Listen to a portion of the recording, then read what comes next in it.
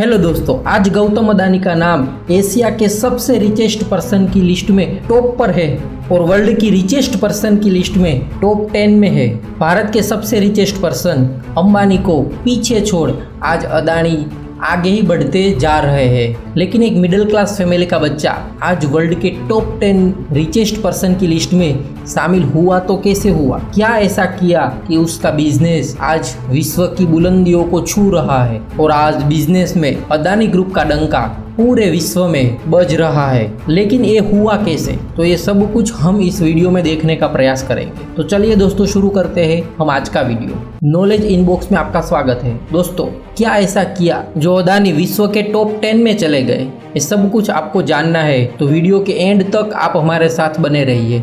हमारे यहाँ पर फेमस डायलॉग है, कोई धंधा छोटा या बड़ा नहीं होता और धंधे से बड़ा कोई धर्म नहीं होता। यही डायलॉग गौतम अदानी ने अपने जीवन में चरितार्थ किया है, हमें ऐसा लगता है। लो लेवल से शुरू किया बिजनेस आज वर्ल्ड के टॉप 10 में पहुंच गया है। घर के खाने में यूज होने वाला तेल से डिफेंस इंडस्ट्री तक आज अदानी ग्रुप सब जगह पर काम कर रहा है। लेकिन ये सफर शुरू हुआ अहमदाबाद से। 1962 में एक जैन फैमिली में गौतम अदानी का जन्म हुआ और प्राइमरी एजुकेशन अहमदाबाद की सीएन विद्यालय में हुआ और उसके बाद गुजरात यूनिवर्सिटी की कॉलेज में एडमिशन लिया। लेकिन गौतम अदानी को पढ़ने में मन नहीं था, बिजनेस करना था और इसीलिए सेकंड ईयर में कॉलेज को छोड़ दिया और 18 साल की कम उम्र में 1978 में मुंबई में आ गए और जॉब को देखने लगे।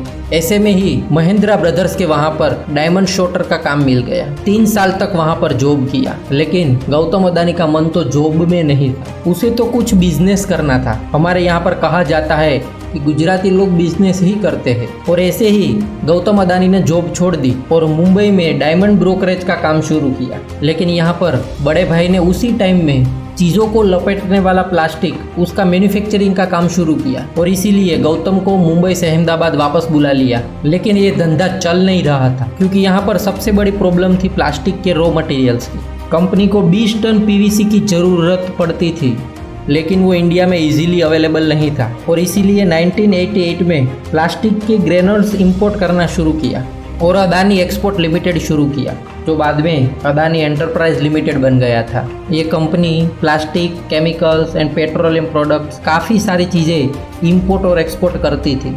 1992 आते आते कंपनी का ट्रेडिंग पीक पर पहुंच गया था। 100 मेट्रिक टन से 40,000 मेट्रिक टन का इंपोर्ट होने लगा था और ऐसे ही पहला सफल बिजनेस इंपोर्ट और एक्सपोर्ट का था। लेकिन इंपोर्ट एक्सपोर्ट के बिजनेस में काफ़ी सारे प्रॉब्लम्स होते रहते हैं और सबसे मेजर प्रॉब्लम होती है पोर्ट की। और ये बिजनेस में सबसे इम्पोर्टेंट पोर्ट ही होता है और इसीलिए गौतम अदानी ने पूरा पोर्ट ही कंट्रोल में लेने का सोच लिया और उस ही टाइम पर गुजरात गवर्नमेंट पूरे पोर्ट के कंट्रोल का अथॉरिटी कोई प्राइवेट कंपनी को देने के लिए सोच रही थी और 1993 में पोर्ट अथॉरिटी कंट्रोल का प्राइवेटाइजेशन बाहर पड़ा और यही देखकर गौतम अदानी ने वो चांस ले लिया और 1995 में अदानी एक कॉन्ट्रैक्ट को जीत गए और पूरे मुंद्रा पोर्ट की अथॉरिटी और कंट्रोल और ऑपरेशन, ये सारी चीज़ें अदानी के पास आ गई और साथ ही साथ गुजरात गवर्नमेंट ने स्पेशल इकोनॉमिक जोन लिमिटेड, उसका भी पूरा ऑपरेशन अदानी के हैंड ओवर कर दिया और बाद में एक्सपांड होकर Adani ports and special economic zone limited बन गया और आज मुंद्रा पोर्ट अदानी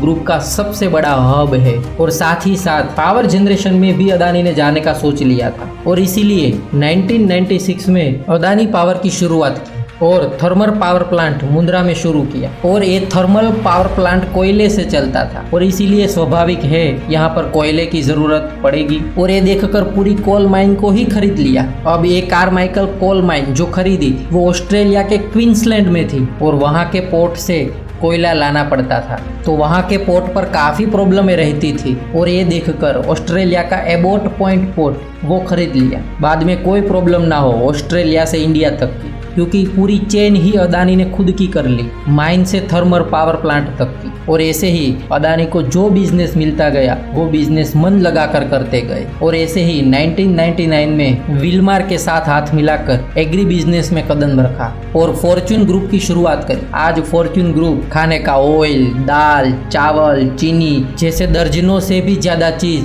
आज फॉर्च्यून ग्रुप बेचता है। और इसीलिए कहा गया कोई धंधा छोटा या बड़ा नहीं होता। और साथ ही साथ अदानी ने world largest solar beach project solar energy corporation of India के पास से जीत लिया और अदानी ग्रीन की शुरुआत करी और भविष्य में 8000 मेगावाट का फोटोवोल्टेइक पावर प्लांट भी हैंडओवर करेंगे।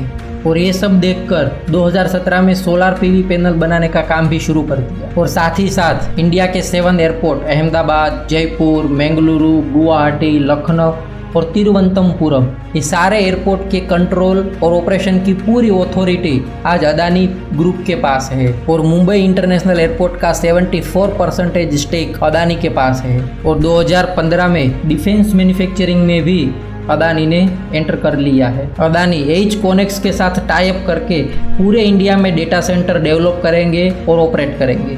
और आज Adani gas city gas distribution में लार्जेस्ट डिस्ट्रीब्यूटर है। दोस्तों ऐसे ही आज अदानी के logistic, industrial estate, defence and aerospace, road and railway और रियल एस्टेट, ऐसे कई सारे बिजनेस छोटे हो या बड़े आज एक्सपांड करने के चालू ही है। और हाल ही 2022 में अंबुजा सीमेंट और एनडीटीवी को भी हैंड ओवर किया। दोस्तों गौतम अदानी जी को जो भी धंधा मिला, छोटा हो या बड़ा, वो करते गए और सफल होते गए। यहाँ पर हमें सीखना पड़ेगा कि हमें कोई भी काम मिले, वो फिर छोटा हो या बड़ा, पूरी लगन से मन लगाकर करना चाहिए। तो दोस्तों हमारा ये वीडियो आपको पसंद आया हो तो एक बार जरूर लाइक कर दो। और आपने गौतम अदानी के ये वीडियो में से क्या सीखा वो हमें कमेंट में बताइए। और ऐसे ही नए नए वीडियोस देखने के लिए हमारी चैनल नॉलेज इनबॉक्स को एक बार सब्सक्राइब कर दो। तो चलिए मिलते हैं फिर अगले वीडियो में।